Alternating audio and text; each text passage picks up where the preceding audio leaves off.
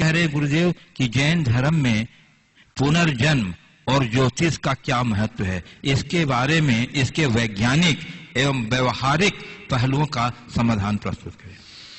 देखिए, पुनर्जन्म और ज्योतिष दोनों को जैन धर्म में मान्यता दी गई है, क्योंकि जैन धर्म एक आत्मवादी दर्शन को मान्यता देता है, आत्मा के अस्तित्व को स्वीकारता है, और जो आत्मवादी दर्शन है वे सभी आत्मा, परमात्मा, कर्म, पुनर्जन्म इन सब को मानते हैं।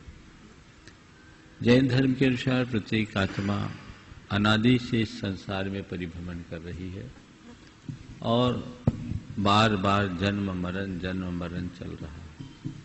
ये हर प्राणी के जीवन का एक इतिहास है। जहाँ तक वैज्ञानिकों की मान्यता का सवाल है, तो वैज्ञानिकों ने आज तक आत्मा के अस्तित्व को स्वीकार नहीं कर पाए, लेकिन वैज्ञानिकों ने भले आत्मा के अस्तित्व को स्वीकार नहीं किया, पर अस्वीकार करने की क्षमता भी उनने आज तक नहीं दिखाई। प्रसिद्ध वैज्ञानिक अल्बर्ट आइंस्टीन ने अपने जीवन के अंतिम दिनों में ये बात कहा था कि मैं ये जानता हूं कि इस सृष्टि में चेतना ही सब कुछ कर रही है और उसे कोई सर्वशक्तिमान ही जान सकता है। द ग्रेट डिजाइन नाम की एक पुस्तक है जिसमें विश्व के बड़े बड़े वैज्ञानिकों के आत्मा के विषय में उद्गार प्रकट है। कहीं न कहीं से आत्मा के अस्तित्व को सबको स्वीकारना ही पड़ता है। एक वैज्ञानिक हुए स्टीवेंसन, उन्होंने पुनर्जन्म विषयक 200 घटनाओं का अध्ययन किया और उसके आधार पर उन्होंने स्पष्ट किया है कि पुनर्जन्म होते हैं। उनमें उनकी कई ऐसी घटनाएं हैं जिनमें किसी व्यक्ति के सिर पे गोली लगने से मृत्यु हुई और उसने वैसा बताया, नए जन्म में सिर पे निशान मिले। किसी का हाथ कटने से हुआ तो हाथ पर निशान मिला। पुनर्जन्म विषयक अनेक घटनाएं हम सबके प्रकाश में आती है, जिसमें व्यक्ति अपने अतीत के जन्मों की स्मृतियों को प्रकट करता है। 3 आधारों से हम पुनर्जन्म की बात को समझ सकते हैं, स्वीकार सकते हैं।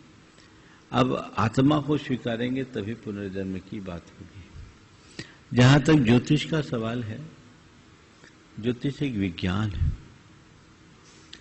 ज्योतिष का मतलब क्या है?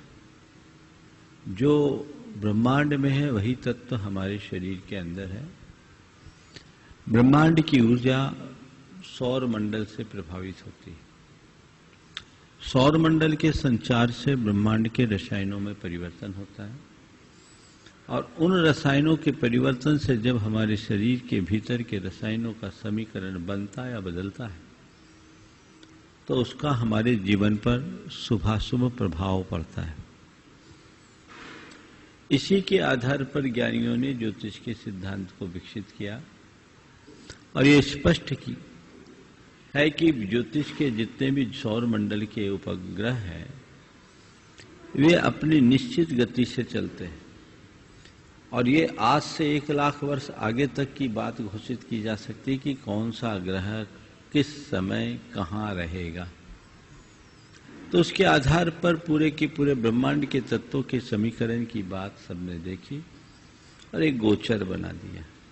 इस समय जन्म लेने वाला जातक इस प्रकार के गुणों से प्रभावित होगा और इसके जीवन काल में आने वाले दिनों में इस तरह का प्रभाव पड़ेगा, ये उन्होंने बताया। अब वर्तमान में ज्योतिष को लेकर के बहुत सारे आडंबर जुड़ गए, रूढ़ियां जुड़ गई, टोटकेबाजी जुड़ गई, बहुत सारी कुरीतियां जुड़ गई, इसलिए ज्योतिष बदनाम हो गया। एक बार मुझसे किसी ने सवाल किया था, महाराज आपका ज्योतिष पर विश्वास है? मैंने कहा मैं ज्योतिष पर विश्वास करता हूं पर ज्योतिषियों पर नहीं, क्योंकि उन्होंने अपनी विश्वसनीयता खत्म कर दी। तो इस तरह के फालतू के टोटकेबाजी का ज्योतिष में जुड़ जाना एक बहुत अच्छे विज्ञान को बदनाम करना है। ज्योतिष के माध्यम से यदि हम अपने भावी शुभाशुभ को जानकर वर्तमान को कुछ बदलने में समर्थ होते हैं तो हम बहुत कुछ अशुभ अमंगल को टाल सकते हैं। और यही ज्योतिष का आध्यात्मिक और व्यवहारिक लाभ है। आजकल ज्योतिष के नाम पर दुकानें ज्यादा हो गई हैं, जिससे मैं कतई